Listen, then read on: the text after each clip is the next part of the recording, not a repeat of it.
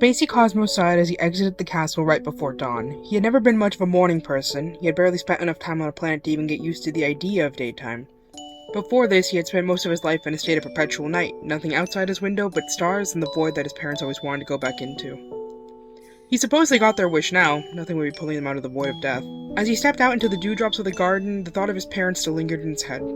He knew he should probably think about it. He knew that at some point he would have to open up and talk to Steph or Starlet or heck, even Morgan about it.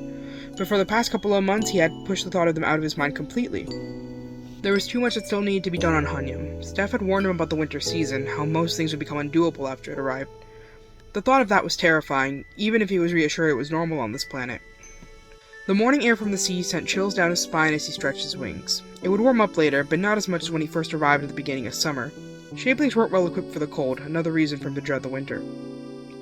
He shook off his anxieties and took a deep breath. He was out here for a reason. He walked through the garden and through the gate that separated it from the drop to the seaside, but Spacey wasn't going down this time. He fluttered his wings and flew up. His parents' ship was still parked there. It was still in well enough condition that the generators would turn on and the heat could run at least. The screens might be able to be salvaged too. As he caught his breath on a ledge halfway up, his excitement for any kind of technology grew. He was so used to having it around it became second nature for a screen or a panel of some kind to be at arm's reach. While Hunyum was wonderful so far, with the slight exception of the tidal wave that got him and his sister stranded here, the lack of technology made Spacey uneasy. He couldn't understand how Steph had gone his whole life without it. His parents had explained to him once that other planets in the solar system were decades behind the sort of stuff he took for granted.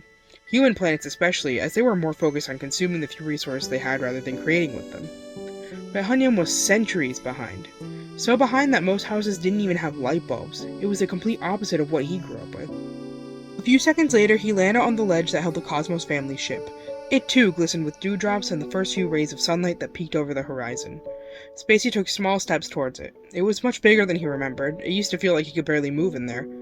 Now the silver hunk of metal towered over him, and for the first time in his life he knew why humans would be so quick to fear it when they saw it. The generators were on the backside. He walked under the legs that held it up, his body curling in on itself. His wings wouldn't even open if he tried. The irrational fear of the whole thing collapsing on him clouded his thoughts. Memories of him and his sisters chasing each other around and under the ship. Memories of his parents showing him rain for the first time shielded by the underside of it. Even the memories of watching Steph's party from under the ship before deciding to go down there and explore his garden. They felt like a different reality. Because in the reality he was in now, the ship was just an impossibly heavy pile of metal that can kill him at any moment. There was no warmth, no laughter, no comfort in the ship anymore. It was a relic of a life Spacey could have sworn he lived years ago. There was no way it was only 3 months since he had seen it. The relief he felt after he got to the back and the generators were up and running was almost overwhelming in contrast. The familiar buzz of electrical parts whirring as doors opened up drowned him in a wave of nostalgia. He rushed to the side of the ship where the door stayed open, waiting for him to fly up and get to his screens again. His wings fought to stay folded, and when he finally did manage to flutter the nerves away, they struggled to get him inside. The trip up harder to make than before. He was gasping for air as he stumbled into the living room, and let himself fall onto the carpet. Maybe he needed to get stairs or a ladder set up at some point. Or maybe he just wasn't used to flying anymore. There wasn't a need on this planet. If there was a place they had to go, the humans made it way more than easy to get there by walking. But he did make a note to worry about it later. The panel on the wall was dark, showing his face in the reflection as he tapped the on button. The brief moment he had to examine it was cut by the screen flickering on, as if it was awakened from a deep sleep. Familiar icons popped up on the screen. Spacey immediately went to temperature control. He turned on the heat and the sound of the slight whoosh of the air duct sputtering to life filled the room. As the cabin warmed up, he scanned the room. This was his home. The entertainment center sat in the middle of the floor, acting as a divider between the ship's controls and couch. Family portraits filled the frames that were scattered on every flat surface. Pictures were a big thing for his parents. They liked remembering everywhere they went. Of course, that meant a framed photo of the whole Cosmos family sat on the coffee table. Spacey picked it up and examined it. Dad, Mom, Starlet, Comet, and me. He sighed into a bittersweet smile. The whole family tree in one picture.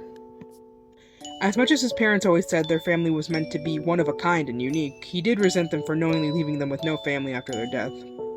They always expected him to take care of the girls himself when they inevitably passed. You're a heart-shaping Spacey, act like it. A shiver ran down his spine, remembering the words he would be taunted with every day. He had never spent much time on his birth planet. Geometrico was a fantasy land he was told stories about growing up.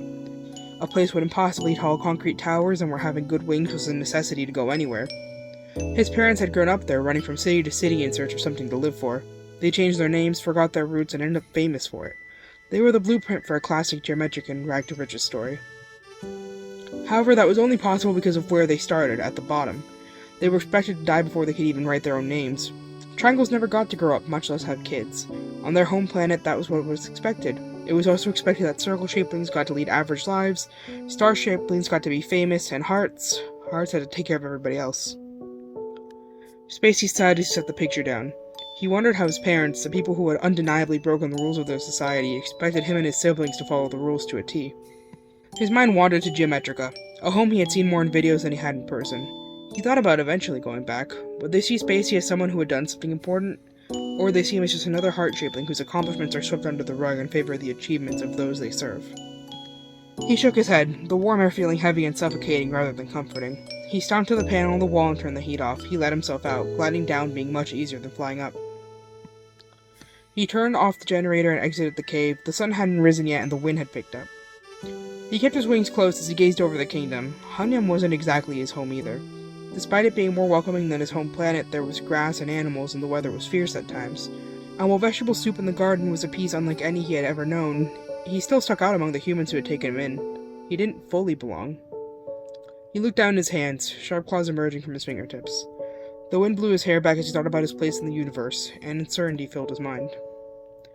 I don't know if I belong anywhere anymore. He mumbled the words and they got swept off by the wind. He stood there for a few moments afterwards, the words echoing in his head as the sun appeared from beyond the sea. The wind died down and he took a breath. He had to get back down there. Steph would be waking up soon and he wouldn't wait to eat breakfast. He spread his wings and stepped off the ledge, gliding into another day.